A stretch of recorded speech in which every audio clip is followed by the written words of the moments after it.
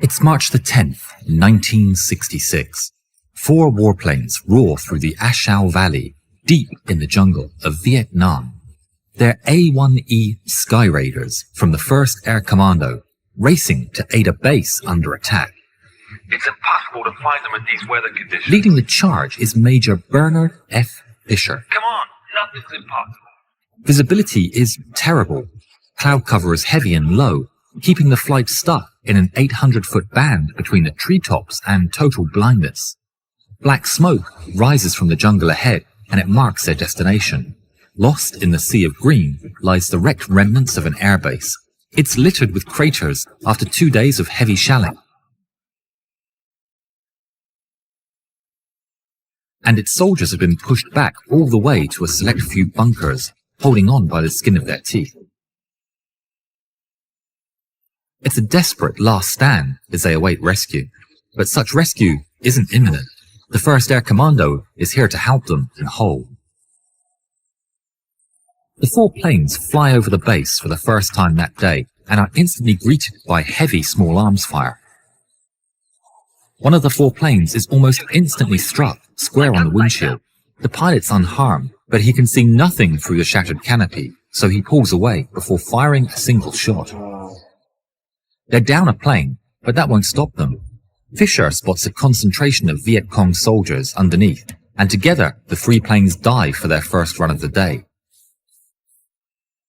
Coming in at speed, they unleash the A-1E's 20mm cannons, pounding the ground with a rain of high explosives, tearing through the enemy line. Fisher is pulling out of the dive when suddenly a bright orange flash lights up the grey sky. He looks back, and to his horror, he sees the plane of a fellow pilot, Major Dafford Myers, completely engulfed in flames, the trail of fire emerging from the aircraft's engine and stretching all the way past its tail. Myers gets on the radio calling emergency, to which Fisher shouts back at him to bail immediately. But Myers doesn't, aware that he's flying far too low for the parachute to open in time. Thinking quickly, he ditches his bombs into the jungle and turns in for the base runway.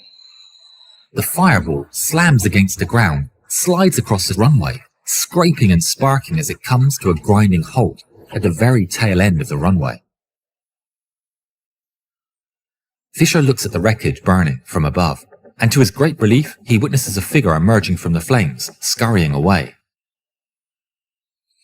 He overflies the scene of the crash and spots his fallen comrade lying down in a drainage ditch. Myers waves at him as he flies past, confirming he's okay, but Fisher knows he's far from safe. The runway is firmly in the Viet Cong's hands. It's surrounded on all sides by enemy forces. Fisher radios their base, informing them of the crash landing, and requests an immediate rescue. Man down, man down. We need a copter. But the reply is disheartening. We'll have one for you in 20 minutes. Okay, I'm right back on your With all his might, Fisher desperately balances defending both Myers and the base soldiers. He's in constant communication with the 2nd A-1E, relaying enemy contacts and coordinating the desperate defense. They strafe advancing enemy formations relentlessly and drop their heavy bombs on the most important positions. The 2 planes keep it up for 10 frenetic minutes. Fisher has run out of bombs and is quickly running out of the 20mm ammo. He radios the base requesting an update on the rescue, only to be told they don't know, and it'll probably be 20 more minutes. Fisher curses, even with the help of 2 other planes from the other squadron. He cannot hold for that long. His mind races in desperation. The rescue won't arrive. He must do something, and do it quick. How long is this runway? He radios the base one more time and asks about the length of the runway below him. The operator replies that it's 3,500 feet long, a little over 1,000 meters. Fisher knows the A-1 needs just 3,000 feet for landing. He could do it. He's preparing for the approach when the same operator once again radios him. It's a mistake. The actual runway length is only 2,500 feet, way too short. Fisher hesitates upon hearing the news, but he's already made up his mind. Full of determination, he broadcasts to both the base and his fellow A-1 that he's going to land for Myers anyway. A voice immediately replies telling him not to, but Fisher doesn't even know who the voice belongs to. for he doesn't pay attention. He cuts the engine's throttle and extends the air brakes as he brings the aircraft around for approach. Columns of smoke rise from nearby hangars, obscuring his view of the runway, but he's committed. The plane slows all the way down to its stall speed, barely staying in the air, as he punches through the black smoke and lands hard on the runway.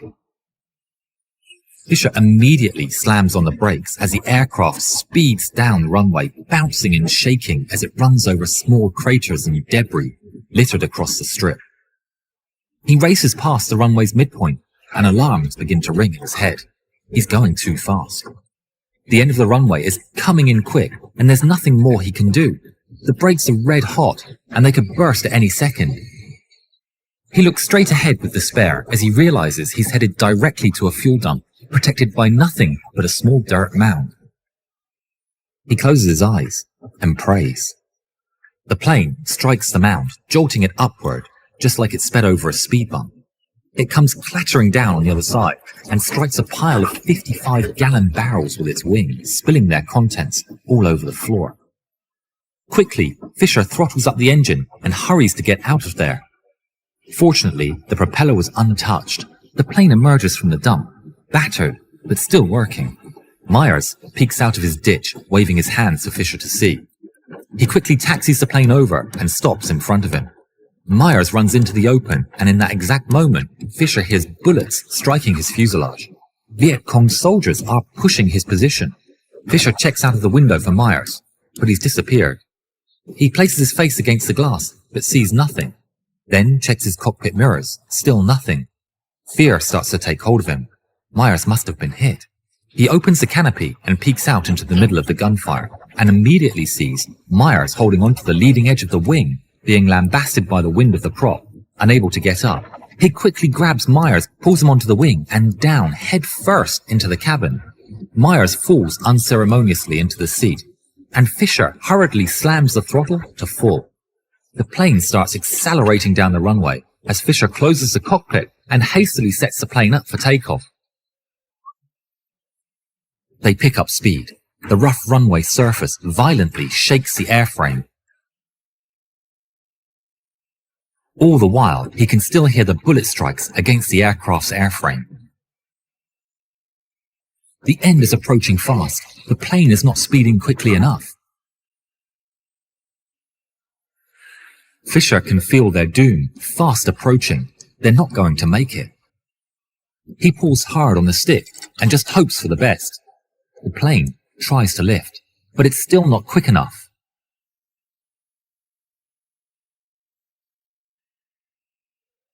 Extremely slowly and lazily, the machine begins to rotate. And on the very last feet of runway, the plane miraculously takes off into the sky. The men are shaken, especially Myers. He's covered head to toe in mud from the ditch, and they both know he must be badly burned underneath it, but he's alive. Halfway back to their base, they receive a transmission. The chopper is ready and near you. We might be able to save your man. Thanks. We already got him out. The two surviving planes successfully arrive back at base. Medics greet Fisher right away to tend to Myers, but he refuses to leave the plane, still deeply shaken. He was eventually helped out and was admitted to the hospital with multiple, but surprisingly minor burns, and would be discharged the next day and make a full recovery.